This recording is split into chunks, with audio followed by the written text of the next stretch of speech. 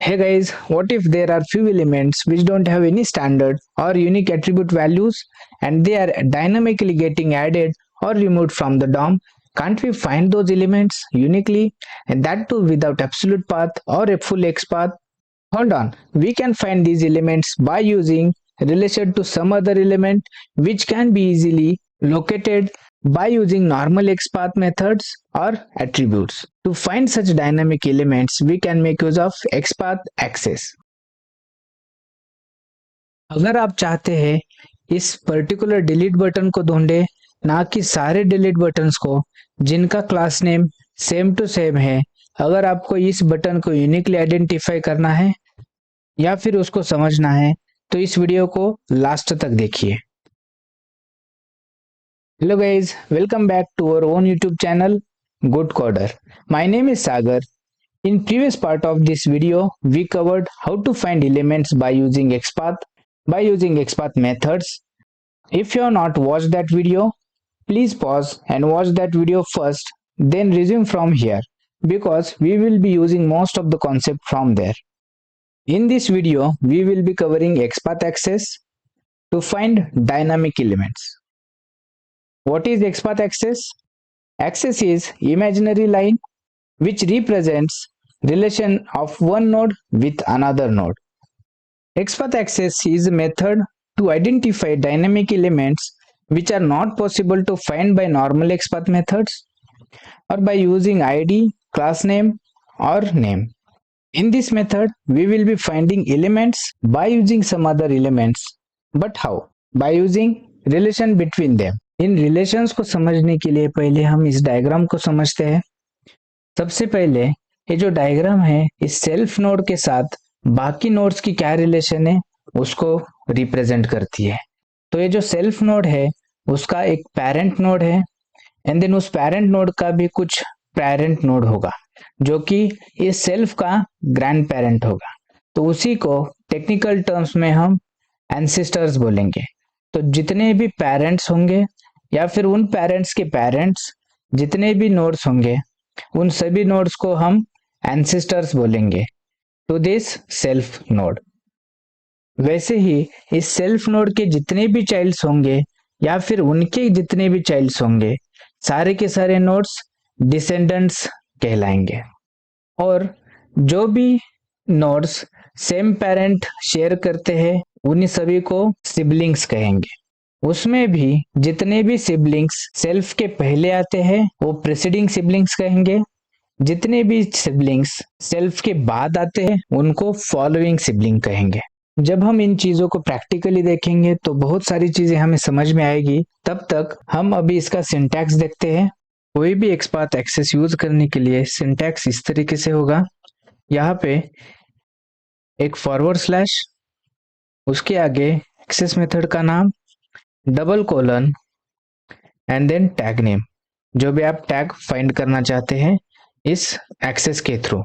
उसका एग्जांपल ऐसे है, डबल फॉरवर्ड स्लैश विच रिप्रेजेंट्स रिलेटिव XPath और उसके आगे कोई भी एक सिलेक्टर, डिव एक टैग नेम है या फिर आप यहाँ पे स्टार भी देख सकते हैं। कंटेंट्स मेथड हम किसी भी एट्रीब्यूट या फिर टेक्स्ट पे लगा सकते हैं जहाँ पे जो भी क्लास एट्रीब्यूट के अंदर इन्फो फॉर्म ए वाला वैल्यू होगा उसको सिलेक्ट किया जाएगा। उसके बाद एक forward slash and then access method का नाम, double colon and then button एक टैग नेम है। अगर आपको टैग पता है तो आप उस टैग नेम को दे सकते हैं, अगर पता नहीं है तो आप स्टार दे सकते हैं। हम हर एक एक्सेस मेथड को प्रैक्टिकली देखेंगे। सबसे पहले देखते हैं चाइल्ड एक्सेस मेथड में अगर आपको किसी भी एक एलिमेंट के इमीडिएट चाइल्ड्स ढूंढने हैं, आई रिपीट इमीडिएट चाइल्ड्स ढूंढने हैं, तो हम चाइल्ड एक्सेस का यूज करेंगे। तो यहाँ पे देखते हैं इस वाले एग्जांपल में ये जो XPath है रिलेटिव XPath है, ये फाइंड करेगा कुछ नोड्स, ऐसे नोड्स जिनके क्लास एट्रीब्यूट के अंदर इन्फो फॉर्म होगा एंड देन इन नोड्स के आगे इन नोड्स के हम चाइल्ड्स ढूंढेंगे बट जिनका भी टैग बटन होगा उतने ही एलिमेंट्स फाइंड किए जाएंगे। अगर हम इस बटन के जगह पे स्टार लिखते हैं तो कोई भी टैग नेम हो तो वो फाइंड हो जाएगा। इसी एग्जांपल को हम प्रैक्टिकली देखते हैं। इसी डेमो साइट पे हम कुछ प्रैक्टिकल्स देखेंगे। यहाँ पे ये जो लिस्ट है, जो मेन्यू है, इसके अंदर हमें एक एलिमेंट मिलता है टाइम। अगर हमें इसको फाइंड करना है तो हम टेक्स्ट मेथड का यूज करेंगे। प्रैक्टिकली करते हैं। लेट्स इंस्पेक्ट करने के बाद यहाँ पे सिलेक्ट करेंगे सिलेक्टर्स हब, जो कि हमें कुछ ऑटो इंटेलिजेंस देगा। ओके, तो इस टाइम को फाइंड करने के लिए हमारे पास कुछ सजेशंस मिला है। रिलेटिव एक्सपाथ हम यहाँ से लिखना स्टार्ट करेंगे। डबल फॉरवर्ड स्लैश, जो कि रिप्रेजेंट करता है रिलेटिव पाथ। उसके आगे नोड टाइप या फिर टैग नेम, जो कि स्पैन है, एंड हम यहाँ पे लिखते हैं text equal to time. Select करते हैं तो यहाँ पे हमारा जो एलिमेंट है वो लोकेट हो चुका है, one element matching. And then यहाँ पे आप सिलेक्शन भी देख सकते हैं, राइट। यहाँ पे रिलेटिव एक्सपाथ के अंदर हमें कुछ अदर सजेशन मिल रहा है, जो कि हमारे एग्जाम्पल के सेम टू सेम है, बट यहाँ पे यूज किया है नॉर्मलाइज स्पेस। टेक्स्ट और नॉर्मलाइज स्पेस दो अलग मेथड्स है। इनके अंदर डिफरेंस है, जो कि इंटरव्यू में पूछा जा सकता है। टेक्स्ट कोई भी ट्रेलिंग व्हाइट स्पेस रिमूव नहीं करेगा। अगर किसी भी टेक्स्ट के आगे कुछ व्हाइट स्पेसेस हैं तो उसको रिमूव नहीं करेगा। नॉर्मलाइज स्पेस जो भी ट्रेलिंग व्हाइट स्पेसेस होंगी किसी भी टेक्स्ट के आगे या फिर पीछे, उसको पहले रिमूव करेगा एंड देन फिर कंपैरिजन करेगा। ओके, इस तरीके से तो हमें एलिमेंट मिल जाता है। बट नाउ इमेजिन अगर यही टाइम नेम किसी दूसरे स्पैम के अंदर, यहाँ पे समझ लीजिए, अगर सेम नाम से कोई दूसरा एलिमेंट होता जो कि स्पैन ही होता, तो उस केस में दो एलिमेंट्स फाइंड होते। बट अगर हमें यूनिकली इस टाइम को ही फाइंड करना है तो सबसे पहले हमें इसके पेरेंट को सर्च करना होगा एंड देन उसको सर्च करने के बाद यहाँ पे हम टाइम यूनिकली आइडेंटिफाई कर सकते हैं। तो इसका पेरेंट होगा li, इसका पेरेंट होगा ul टैग। नाउ सबसे पहले हम करेंगे इस यूएल टैग को फाइंड करेंगे। कैसे करना है, इसको रिमूव करेंगे, दोबारा से एक्सपाथ लिखना स्टार्ट करते हैं, बट इस बार सबसे पहले हम इस यूएल टैग को फाइंड करेंगे। Double slash UL in bracket हम फाइंड करते हैं @class equal to oxd main menu. क्यों? क्योंकि यहाँ पे उस यूएल का क्लास है oxd मेन मेन्यू। इसको फाइंड किया, उसके बाद हमें इसके इमीडिएट चाइल्ड फाइंड करने। So let's enter and then हमें एक एलिमेंट मिल चुका है जो कि यूएल टैग है, बट हमें इस यूएल टैग के अंदर जितने चाइल्ड्स है उनको फाइंड करना है, राइट। तो हम करेंगे एक स्लैश चाइल्ड डबल कोलन, उसके बाद li टैग, उसके बाद li टैग, एंटर करेंगे तो 9 एलिमेंट्स मैचिंग। तो जितने भी एलिमेंट्स है इस यूएल के अंदर, इस अनऑर्डर्ड लिस्ट के अंदर सारे के सारे फाइंड हो चुके हैं, बट हमें सभी एलिमेंट्स नहीं चाहिए, हम उसमें से भी फिल्टर कर सकते हैं। तो यहाँ पे हम ब्रैकेट देंगे, उस ब्रैकेट के अंदर लिखेंगे text equal to time, hit enter. But यहाँ पे फाइंड नहीं हुआ। चलो देखते हैं क्यों फाइंड नहीं हुआ। क्योंकि जो li टैग है उसका इनर HTML या फिर टेक्स्ट टाइप नहीं है, उसका इनर HTML या फिर टेक्स्ट टाइप नहीं है। इस li के अंदर और भी कुछ चाइल्ड्स है, जैसे कि एंकर टैग एंड देन उसके अंदर एक स्पैन, उसके अंदर इनर HTML जो कि टाइम है। तो हमें इस li को हटा के यहाँ पे स्टार लिख देना है। हमने यहाँ पे स्टार देने के बावजूद भी ये टाइम जो है स्पैम वो सिलेक्ट नहीं हुआ है। क्यों? क्योंकि जो li टैग है उसका इमीडिएट चाइल्ड एंकर टैग है, उस एंकर टैग के अंदर स्पैम टैग है। तो ये स्पैम टैग जो है वो li टैग का इमीडिएट चाइल्ड नहीं है, इसकी वजह से यहाँ पे सर्च नहीं होगा। अगर हमें इस सिलेक्टर के आगे कोई भी चाइल्ड जिसका टेक्स्ट टाइम हो अगर ये ढूंढना है तो हम यहाँ पे डबल स्लैश लगा सकते हैं, जो कि रिलेटिव पाथ हो जाएगा। ऐसे हम फाइंड कर सकते हैं टाइम को। बट एक्सेस पाथ यूज करते समय हमें इसको यूज नहीं करना है, तो हम सिंगल स्लैश से ही चलेंगे। आगे देखेंगे इस पर्टिकुलर एलिमेंट को कैसे ढूंढेंगे। अभी के लिए इतना ही समझिए। नेक्स्ट हम पेरेंट को देखेंगे। अगर किसी भी करंट एलिमेंट का आपको पेरेंट फाइंड करना है तो आप पेरेंट एक्सेस यूज कर सकते हैं, जिसको लिखेंगे कुछ सिलेक्टर्स के साथ forward slash and then parent, जो कि एक्सेस मेथड है, एंड देन उसके आगे नोड। प्रैक्टिकली देखते हैं। इस बार हम फिर से टाइम को फाइंड करेंगे। टाइम को फाइंड करते हैं। यहाँ पे हमें उसका रिलेटिव एक्स पाथ मिल जाएगा, जिसको कॉपी कर लेंगे यहाँ से, यहाँ पे पेस्ट कर दो तो हमें यूनिकली टाइम फाइंड हो जाएगा। अगर हमें इसका पेरेंट फाइंड करना है तो हम यहाँ पे स्लैश लिखेंगे, पेरेंट डबल कोलन, उसके बाद li, हिट एंटर, बट कोई भी एलिमेंट नहीं मिला। रीजन, ये जो स्पैम टैग है उसका इमीडिएट पेरेंट एंकर टैग है। li टैग उस एंकर टैग का पेरेंट है। तो हम यहाँ पे स्टार लिखेंगे। जैसे ही हम स्टार लिखते हैं आप देखेंगे एंकर टैग फाइंड हो चुका है।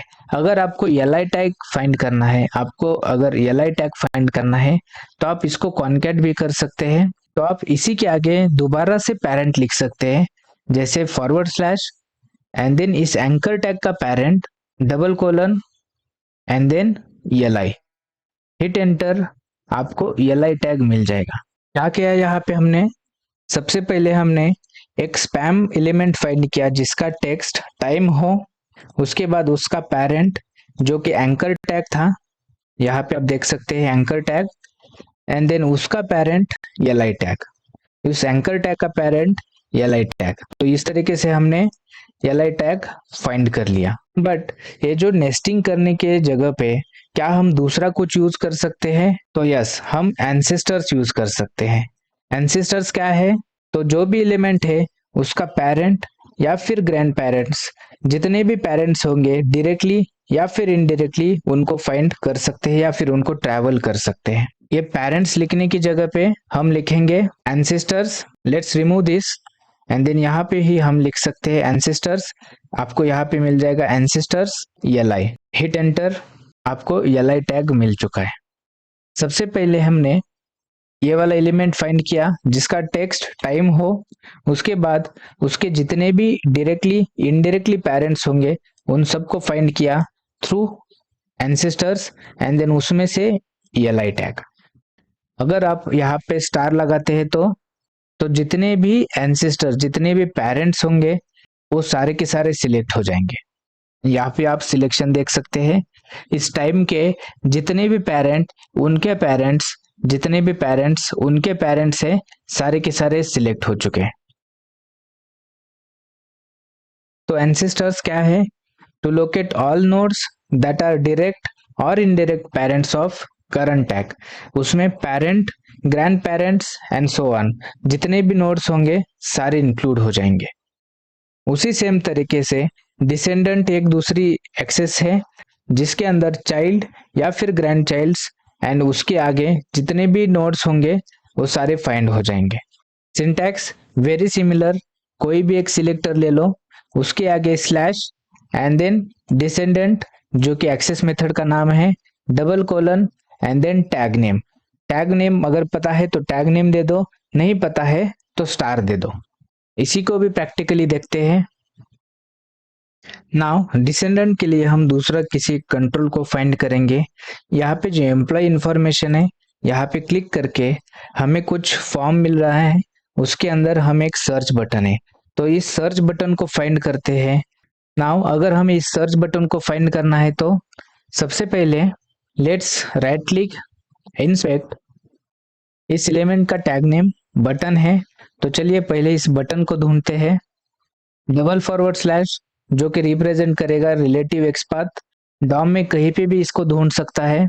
किस टाइप का एलिमेंट चाहिए? Button, normalize space equal to search. अगर इस बटन को हम स्टार भी करते हैं एंड एंटर करेंगे तो भी हमारे पास एक ही एलिमेंट है जिसका टेक्स्ट search हो. But now imagine again, if we have multiple search buttons with the same name, तो हम इनको यूनिकली ढूंढ नहीं सकते. अगर हमें इसी पर्टिकुलर फॉर्म के अंदर वाला सर्च बटन चाहिए, तो सबसे पहले हमें इस फॉर्म को ढूंढना है एंड देन उसके अंदर फिर इसके डिसेंडेंट में जाना है. तो इस सर्च बटन को यूनिकली फाइंड करने के लिए हम पहले इस फॉर्म को सिलेक्ट करेंगे, इस ड्यू को सिलेक्ट कर लेंगे जिसका क्लास oxd टेबल फिल्टर हो. तो इसी रिलेटिव पाथ को हम यूज करेंगे जो हमें यहाँ पे मिलता है. कॉपी पेस्ट, इस तरीके से हमें ये जो फॉर्म है मिल गया. उसके अंदर हम लिख सकते हैं डिसेंडेंट. डिसेंडेंट के अंदर अगर हम स्टार लिखते हैं तो जितने भी एलिमेंट्स हैं, ओके, हमें ये वाला एक्स्ट्रा रिमूव करना है. इस पर्टिकुलर ड्यू के अंदर जितने भी एलिमेंट्स है, ये सारे एलिमेंट्स फाइंड हो चुके हैं. जितने भी चाइल्ड्स डायरेक्टली या फिर इनडायरेक्टली चाइल्ड्स है, सारे के सारे फाइंड हो चुके हैं. बट हमें सर्च बॉक्स चाहिए, तो हम स्टार के जगह पे बटन लिखेंगे. बटन लिखने के बाद यहाँ पे दो ही बटन है जो कि रिसेट या फिर सर्च है. अगर आपको इस बटन में भी ओनली सर्च चाहिए तो आप इसके आगे फिर से ब्रैकेट लगाइए एंड देन उस ब्रैकेट के अंदर आप कुछ और रिलेटिव एक्सपाथ यूज कर सकते हैं. चाहे तो आप इस लास्ट वाला भी यूज कर सकते हैं जो लास्ट एलिमेंट देगा, या फिर आप दोबारा से यहाँ पे लिख सकते हैं text bracket equal to single quote या फिर double quote and then search. ये डबल हो चुका है, इसको रिमूव करो एंड हिट एंटर. बट इतना करने के बाद भी सर्च नहीं हुआ. रीजन, यहाँ पे राइट क्लिक करिए, रिसेट. यहाँ पे हम देखते हैं इस बटन के अंदर तो सर्च है, बट यहाँ पे आप देखेंगे, नोटिस करेंगे तो यहाँ पे दो व्हाइट स्पेसेस है आगे एंड पीछे. अगर हमें इन व्हाइट स्पेसेस को रिमूव करना है तो हम टेक्स्ट मेथड की जगह पे नॉर्मलाइज स्पेस लिख सकते हैं.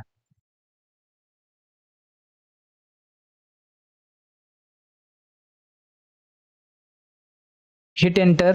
इस नॉर्मलाइज स्पेस ने जितने भी ट्रेलिंग स्पेसेस होंगे, व्हाइट स्पेसेस, उनको रिमूव किया है. नाउ सिबलिंग समझते हैं. जितने भी एलिमेंट का पेरेंट हमारे करंट नोड के पेरेंट से मिलता है या फिर सेम है, तो सारे सिबलिंग्स है. उसमें भी जो भी नोड के पहले आएगा उसको फॉलोइंग सिबलिंग कहेंगे एंड देन जो भी नोड के बाद आने वाले एलिमेंट है उनको प्रेसीडिंग सिबलिंग कहेंगे. मेथड का नाम फॉलोइंग सिबलिंग, प्रेसीडिंग सिबलिंग. प्रैक्टिकली देखते हैं. सबसे पहले हम इजी वाला एग्जांपल देखेंगे, तो इसी टाइम को दोबारा से फाइंड करेंगे. इंस्पेक्ट, यहाँ पे हमें टाइम जो li टैग है, स्पैम टैग है, उसको सर्च करते हैं. Copy, let's remove all XPath. तो इससे स्पैन एलिमेंट फाइंड हुआ है, बट हमें ये जो li टैग है उसको फाइंड करना है. तो हम क्या करेंगे, forward slash and then ancestor li, ancestor li, इसको फाइंड करते. तो हमें अभी li टैग मिल चुका है. नाउ इस टाइम li के जितने भी सिबलिंग्स है उनको अगर ढूंढना है तो हम सिबलिंग वाली मेथड यूज कर सकते हैं, जिसके अंदर हमें मिलते हैं following sibling and preceding sibling. तो सबसे पहले हम देखेंगे फॉलोइंग सिबलिंग. तो इसी के आगे हम फॉरवर्ड स्लैश लगाएंगे और यहाँ पे लिखते हैं फॉलोइंग सिबलिंग, इंटेलिजेंस आ गया एंड देन li. तो जितने भी सिबलिंग होंगे जो li होंगे उन सारे li को फाइंड करिए. तो यहाँ पे 5 एलिमेंट्स मैचिंग. तो आप देख सकते हैं टाइम के बाद जितने भी एलिमेंट्स आते हैं उन एलिमेंट्स को फाइंड किया है. क्यों? क्योंकि हमने यहाँ पे फॉलोइंग सिबलिंग लिखा है. यहाँ पे हमने फॉलोइंग सिबलिंग लिखा है. इसी की जगह पे अगर हम प्रीसीडिंग सिबलिंग लिखते हैं तो टाइम के पहले जितने भी एलिमेंट आते हैं सिबलिंग्स, उन सभी को फाइंड किया जाएगा. तो यहाँ पे फॉलोइंग को हटा के हम प्रीसीडिंग लिखते हैं. Hit enter and then 3 element मिल चुके हैं. ये टाइम के पहले जितने भी एलिमेंट आते हैं जो कि यूएल टैग के चाइल्ड होंगे उन सभी को फाइंड किया जाएगा. और फॉलोइंग सिबलिंग में टाइम के बाद जितने भी यूएल के चाइल्ड्स आएंगे या फिर टाइम के सिबलिंग्स आएंगे उन सभी को फाइंड किया जाएगा. इसी का दूसरा एग्जांपल भी देखते हैं. अगर हमें इस एम्प्लॉय आईडी जो भी लेबल है उसका रिस्पेक्टिव टेक्स्ट बॉक्स जो कि इनपुट टैग फाइंड करना है, तो हम बहुत सारे एक्सेस मेथड एक साथ भी यूज कर सकते हैं। कैसे करेंगे यहाँ पे देखते हैं। सबसे पहले हम इस एम्प्लॉय आईडी जो लेबल है उसको फाइंड करेंगे। // लेबल ब्रैकेट के अंदर हम लिखेंगे normalize space employee ID, normalize space employee ID. Enter करते हैं तो हमें यूनिकली एम्प्लॉय आईडी मिल जाता है, हमें यूनिकली एम्प्लॉय आईडी मिल जाता है। गाइज ये जो सिलेक्टर सब है हमें ऑटो इंटेलिजेंस देगा, आप इसको इंस्टॉल कर सकते हैं। अगर आपको कैसे इंस्टॉल करना है चाहिए तो आप मेरा प्रीवियस वीडियो देख सकते हैं। इसके आगे हम एक्सेस मेथड लिखेंगे, बट एक्सेस मेथड कैसे लिखेंगे सबसे पहले जानते हैं इस एम्प्लॉय आईडी और ये इनपुट टैग के बीच में रिलेशन। तो ये जो एम्प्लॉय आईडी है इसका पेरेंट और ये जो इनपुट टैग है इसका पेरेंट, ये दोनों सिबलिंग्स है, राइट। तो हमें सबसे पहले लेबल से निकल के इस पेरेंट पे रीच करना है। तो एक सिंगल स्लैश वो यहाँ पे लिखेंगे पेरेंट, कौन सा वाला पेरेंट, ड्यू। हिट एंटर तो आपको ये ड्यू टैग मिल चुका जिसके अंदर ये लेबल जो था वो चाइल्ड था। नाउ हमें इसके आगे इस ड्यू का फॉलोइंग सिबलिंग ढूंढना है, इस ड्यू का फॉलोइंग सिबलिंग ढूंढना है। क्यों, इस ड्यू के बाद में ड्यू आता है जिसके अंदर इनपुट एलिमेंट है, तो हम इस एलिमेंट के बाद हम ढूंढेंगे फॉलोइंग सिबलिंग। फॉलोइंग सिबलिंग किस टाइप का सिबलिंग होगा, ड्यू टाइप का होगा, तो हम यहाँ पे ड्यू सिलेक्ट कर लेंगे, राइट। नाउ हिट एंटर तो हमें ये वाला ड्यू मिला, बट अभी तक हमें टेक्स्ट बॉक्स नहीं मिला है। ये जो ड्यू है इस ड्यू के अंदर टेक्स्ट बॉक्स है, ये जो ड्यू है इसके अंदर टेक्स्ट बॉक्स है जो कि इनपुट टैग है। तो हम क्या करेंगे, इस ड्यू के आगे और लिखेंगे एक स्लैश और उसके आगे चाइल्ड, उसके आगे चाइल्ड और किस टाइप का चाइल्ड, तो इनपुट टाइप का child. Hit enter, text box मिल चुका है आपको, इस बार टेक्स्ट बॉक्स मिल चुका है। तो आप बहुत सारे एक्सेस मेथड्स एक साथ यूज कर सकते हैं to find any other element. Now यहाँ पे दो और मेथड्स है, दो और एक्सेस है जो कि फॉलोइंग और प्रीसीडिंग। फॉलोइंग में जितने भी एलिमेंट्स करंट नोड के बाद आते हैं वो सारे के सारे एलिमेंट फाइंड हो जाएंगे, अगर वो चाइल्ड्स हो या फिर सिबलिंग्स हो या फिर दूसरे कुछ और एलिमेंट्स हो वो सारे फाइंड हो जाएंगे। प्रीसीडिंग में जो भी एलिमेंट है उसके पहले जितने भी एलिमेंट्स आते हैं वो पेरेंट हो, ग्रैंड पेरेंट हो या फिर सिबलिंग्स हो वो सारे फाइंड हो जाएंगे। इसको प्रैक्टिकली देखते हैं। नाउ इस बार हम माई इन्फो को फाइंड करेंगे। इंस्पेक्ट, आपको यहाँ पे रिलेटिव पाथ मिल जाएगा जिसको कॉपी करेंगे, इसी को यूज करेंगे, राइट। इस टैग के जितने भी फॉलोइंग होंगे, जितने भी फॉलोइंग टैग्स होंगे उनको अगर ढूंढना है तो यहाँ पे लिखेंगे फॉलोइंग :& हिट एंटर। यहाँ पे देखिए 1974 जितने भी एलिमेंट्स होंगे, जितने भी एलिमेंट्स होंगे सारे के सारे फाइंड होंगे। ये इसके सिबलिंग्स भी हो सकते हैं, चाइल्ड भी हो सकते हैं, ग्रैंड चाइल्ड भी हो सकते हैं या फिर दूसरी कोई भी एलिमेंट्स हो सकते हैं। अगर आपको स्टार नहीं, इसके आगे के जितने भी बटन है उनको ढूंढना है तो आप स्टार के जगह पे बटन लिखिए, तो आपको जितने भी बटन है सारे बटन्स मिल जाएंगे। जैसे कि ये वाला बटन रिसेट, सर्च, ऐड या फिर इसके आगे जितने भी बटन्स है डिलीट या फिर एडिट, जितने भी बटन्स है सारे बटन्स आपको मिल जाएंगे। अगर आपको इसके आगे वाली नहीं, इसके पहले वाली जितने भी एलिमेंट्स चाहिए तो आप फॉलोइंग की जगह पे प्रीसीडिंग लिखेंगे, आप फॉलोइंग की जगह पे प्रीसीडिंग लिखेंगे। और यहाँ पे देखिए माई इन्फो के पहले जितने भी एलिमेंट्स आते हैं वो सिबलिंग्स हो या फिर पेरेंट हो या फिर ग्रैंड पेरेंट हो या फिर बाकी जितने भी एलिमेंट्स है डॉम में सारे लोकेट हो जाएंगे, सारे आप ट्रैवल कर सकते हैं। इसमें से अगर आपको ओनली इमेज चाहिए तो आप यहाँ पे फाइंड करिए IMG, तो आपको जितने भी इमेजेस है सारे मिल जाएंगे। फॉलोइंग एंड प्रीसीडिंग होने के बाद यहाँ पे दूसरी और कुछ मेथड है जो कि एंसेस्टर्स और सेल्फ। इसके अंदर एंसेस्टर्स ही फाइंड होंगे बट उसके साथ साथ करंट नोड भी फाइंड हो जाएगा। अगर आपकी रिक्वायरमेंट है एंसेस्टर्स, उसके साथ साथ सेल्फ नोड, जो भी करंट नोड के ऊपर आप एक्सेस लगा रहे हैं वो भी आपको चाहिए रिजल्ट में, तो वो भी मिलेगा by using this method ancestors और सेल्फ। डिसेंडेंट और सेल्फ ये उसी की तरह है, यहाँ पे भी डिसेंडेंट्स मिल जाएंगे और उसके साथ साथ सेल्फ नोड भी मिल जाएगा। सेल्फ दूसरा एक्सेस है जिसके अंदर आप खुद उसी करंट नोड को सिलेक्ट कर सकते हैं। यहाँ पे कुछ और प्रैक्टिकल देखेंगे। नाउ इस एडवांस एग्जांपल में यहाँ पे देखिए, हमारे पास बहुत सारे एम्प्लॉयज के रिकॉर्ड है। हर एक एम्प्लॉय के रिकॉर्ड पे दो बटन्स है, डिलीट एंड एडिट। अगर हमें किसी एक पर्टिकुलर एम्प्लॉय को डिलीट करना है या फिर एडिट करना है तो हमें इन बटन्स को यूनिकली आइडेंटिफाई करना पड़ेगा, राइट। बट अगर आप इन बटन को देखेंगे तो राइट क्लिक करते इसका HTML देखेंगे, इंस्पेक्ट, इस बटन टैग के जो भी क्लास नेम है इससे उसको फाइंड करेंगे।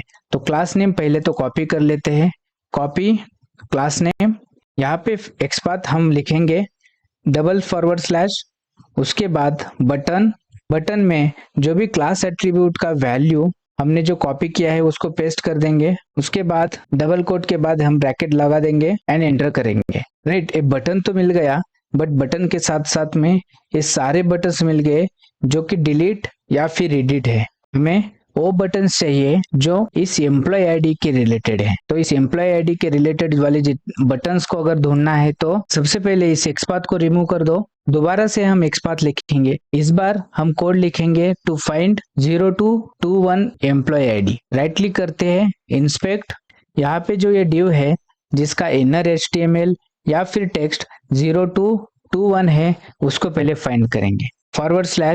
/div उसके अंदर जिसका भी नॉर्मलाइज स्पेस या फिर टेक्स्ट 0211 है उसको फाइंड करो, यहाँ पे आपको एलिमेंट मिल जाता है। इस एलिमेंट को ढूंढने के बाद हम अभी इस बटन को ढूंढना ट्राई करेंगे। सबसे पहले हम उसके HTML स्ट्रक्चर को समझते हैं। यहाँ पे अगर देखेंगे तो 2021 ये जो div है उसके पहले एक div टैग है जो कि पेरेंट टैग है, उसके ऊपर दूसरा एक div टैग जो कि उसका पेरेंट है, या फिर अपने जो करंट एलिमेंट है उसका ग्रैंड पेरेंट जो कि एंसेस्टर होगा। ऐसे ही हम आगे आगे जाएंगे तो ये सारे एलिमेंट जो है वो अपने करंट एलिमेंट के एंसेस्टर्स है। तो ये जो कार्ड सेंटर है वो भी एक एंसेस्टर है। तो हम क्या करेंगे, ये जो कार्ड हेडर स्लॉट div है उसको फाइंड करेंगे। कैसे फाइंड करेंगे, बाय यूजिंग एंसेस्टर। तो इस क्लास को कॉपी कर लेंगे, कॉपी, एंड देन इसके बाद हम एक मेथड लिखेंगे एंसेस्टर, उसके आगे लिख दो div। तो div अगर फाइंड करेंगे तो बहुत सारे divs फाइंड हो जाएंगे, बट हमें बहुत सारे divs नहीं चाहिए। ये जो पेरेंट div है,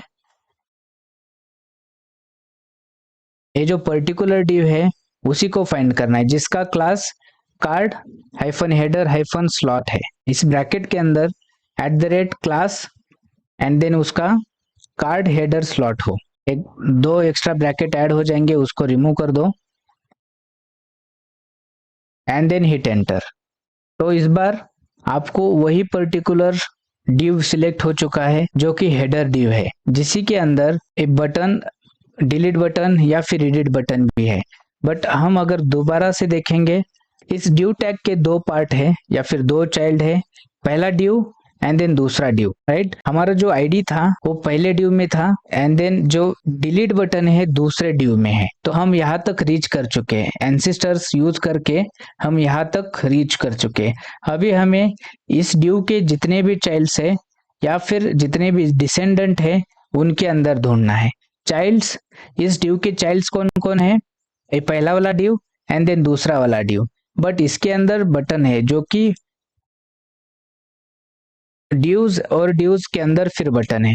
तो हमें हर एक चाइल्ड हमें ट्रैवल नहीं करना होगा, हम कर सकते हैं बट हम यूज करेंगे डिसेंडेंट। तो डिसेंडेंट से क्या होगा, डायरेक्टली इस div के अंदर जितने भी टैग्स है, जितने भी चाइल्ड टैग या फिर ग्रैंड चाइल्ड टैग है उन सभी को फाइंड किया जाएगा, उसमें हम उस बटन को फाइंड करेंगे। ठीक है, यहाँ पे फाइंड करते हैं, इसी के आगे हम कंटिन्यू करेंगे। यहाँ पे अगेन /descendant कोलन के बाद हम लिखेंगे बटन, हिट एंटर। तो इस बार भी हमें क्या हुआ, अभी डिलीट बटन और एडिट बटन दोनों भी फाइंड हुए। डिलीट बटन और एडिट बटन दोनों भी फाइंड हुए। अगर आपको डिलीट बटन चाहिए तो आप यहाँ पे यूज कर सकते हैं। इन बटन की जो लिस्ट मिली है उसमें से इंडेक्सिंग यूज करेंगे, तो यहाँ पे इंडेक्सिंग देंगे 1 ब्रैकेट कंप्लीट, हिट एंटर, तो आपको डिलीट बटन मिल जाएगा। यहाँ पे ही अगर 1 को हटा के आप 2 करेंगे तो एडिट बटन मिल जाएगा। बट अगर आपको प्रिसाइजली डिलीट बटन या फिर एडिट बटन ढूंढना है तो आपको इस बटन के अंदर फिर से कुछ क्लास एट्रीब्यूट्स फाइंड करने होंगे जो कि यूनिक होगा। डिलीट बटन को फाइंड करते हैं, इंस्पेक्ट डिलीट बटन। ये डिलीट बटन के अंदर अगर कुछ यूनिक है क्या? हाँ, तो यूनिक है, जो कि क्लास नेम है bi थ्रैश। जिसी भी एलिमेंट का क्लास थ्रैश हो उसको फाइंड करिए। अगर उसको फाइंड करना है तो हमें इसके आगे लिखना पड़ेगा, इस बटन के आगे हमें लिखना पड़ेगा अगेन एक्सेस एंसेस्टर या फिर चाइल्ड। यहाँ पे हम चाइल्ड लिख सकते हैं, चाइल्ड कोलन आई, और उसके अंदर हम कंटेंट्स मेथड यूज करेंगे, contents bracket @ class comma dash. ऐसे हम यूनिकली इस बटन को फाइंड कर सकते हैं एंड देन यहाँ पे फिर क्लिक भी कर सकते हैं। अगर हमें इस आई से फिर से दोबारा बटन ढूंढना है तो हम इसी आई के आगे, इस पाथ के आगे हम फिर से पेरेंट लिख सकते हैं, पेरेंट एंड देन बटन। ऐसे आप इस बटन को यूनिकली आइडेंटिफाई कर सकते हैं। इसको कॉपी करता हूं और नोटपैड में डाल के दोबारा से समझते हैं। तो इस डिलीट बटन को फाइंड करने के लिए आपका एक्सपाथ कुछ इस तरीके से बनेगा। इस एक्सपाथ को हम और भी ऑप्टिमाइज कर सकते हैं because there is always opportunity for improvements. Thank you so much for your time. See you in next video. Till then, take care.